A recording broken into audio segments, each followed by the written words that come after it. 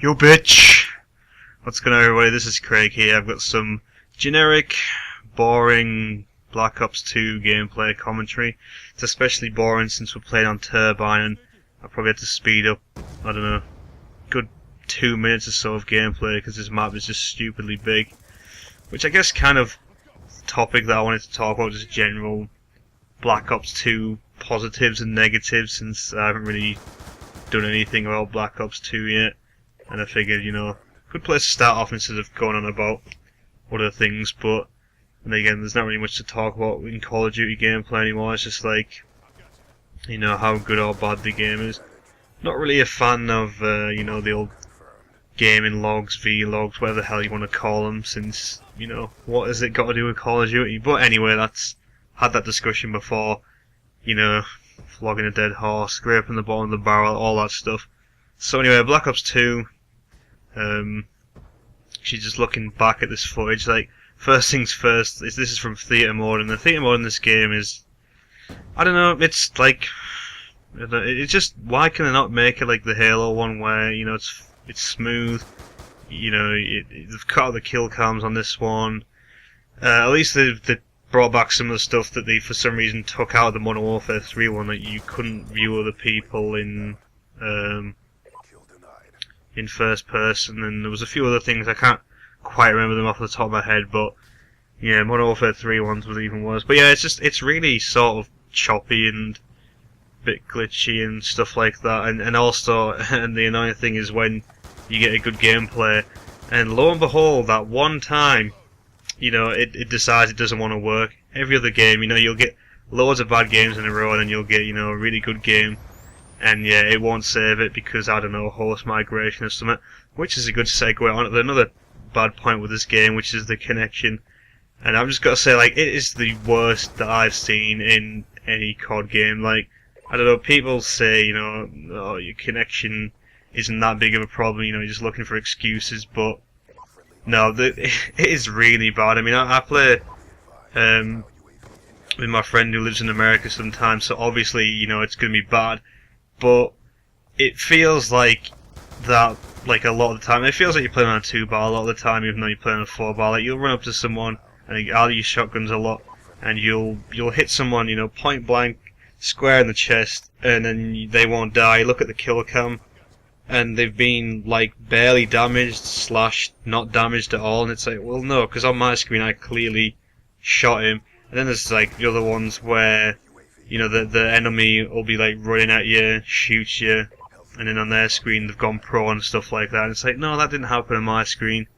So it really is a problem. I don't know how they made it even worse than Modern Warfare 3, but somehow they did it, which, you know, I didn't think was possible. It's like, I don't know, just get rid of the stupid bar system and have an actual ping counter. That would be really helpful, because, you know, what this game classes as a 4-bar is not like what would be a 4-bar in a different Call of Duty game. Like, everyone says Modern Warfare 2 had the best hit detection, the best lag compensation, connection, netcode, whatever.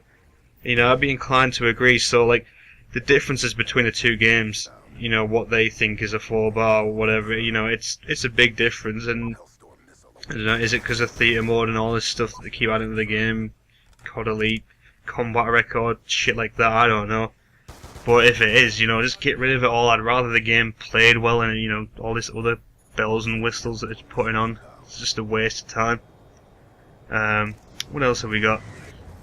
Bad things, bad things. Ooh, there are a lot of them. Oh, yeah, so the map. So this map is just terrible for 6v6. It's even worse if you get put on it in, like, multi-team or something like that, where there's even less people.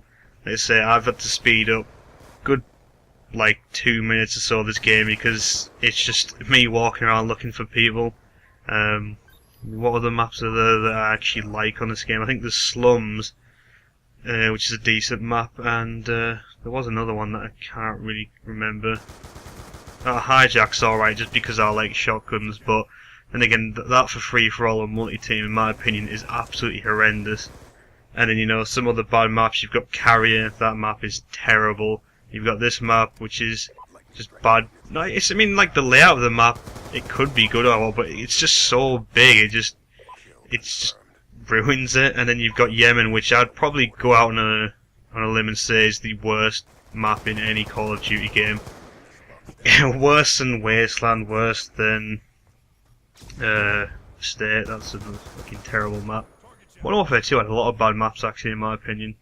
But yeah, it's the worst map I've ever played. It's just like, let's have loads of buildings, head glitching spots that you can, like, you just can't see people. It's just a complete crossfire and clusterfuck all the time. It's absolutely terrible. I don't know who designed that map, but they need to go die. Then this bit here is a good example. The spawns in this game are quite terrible as well. I just saw that.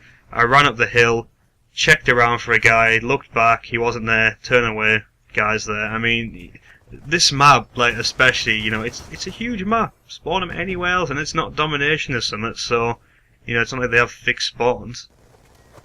But, yeah, that's another annoying thing. And then you've also got the weapons, which I'll give them some credit. There is there's a variety of weapons and that. Probably could do with, well, if they had I think if they had like a few more shotguns, like a double barrel and a fully auto shotgun instead of that full burst one. Although it's not a bad shotgun, I don't mind it. But yeah, it's just like the way that they've got like a good variety of guns, but then they just made the SMGs way too good. Like that PDW that has 50 rounds standard. I mean, what is that? Because that wasn't going to be abused, was it? I mean, you'll get shot at, you'll duck behind cover, and a minute later you'll come up and he's still firing at you. It's ridiculous. And then you've got you know, like these terrible shotguns and stuff. So I mean, like, they need a buff instead of getting nerfed. Like they nerfed the Remington a couple of weeks ago. It's like, yeah, it's a good shotgun. It needs, people think it needs nerfing because it's the only good shotgun in the game, really. You know, the KSG can one-shot people from a distance, I'll give him that, but it's harder using a sniper since the snipers are not quite as easy as the Modern Warfare 3 ones, but the auto-aim on him is just ridiculous. It's just like, it practically plays the game for you. It's absolutely ridiculous. So, you know, that is quite annoying. I mean, a good thing I'll give him in this game is that they brought Kill Confirm back, and they also brought Hardpoint in, which Hardpoint is, I don't know, it's a decent game type if you want to play, like, you know, a domination type game, but, you know, well, particularly like if you're playing by yourself, in my opinion, because obviously it's an objective game type, so, you know, you're back running into teams and that, but you're not going to get spawn trapped over and over playing Hardpoint because the point moves around, so, you know, it is quite a good game type. Although, like, if you play the objective, you'll win. If you just try and kill her. I mean, we were playing the game yesterday, and you know, the other team absolutely destroyed us kill-wise.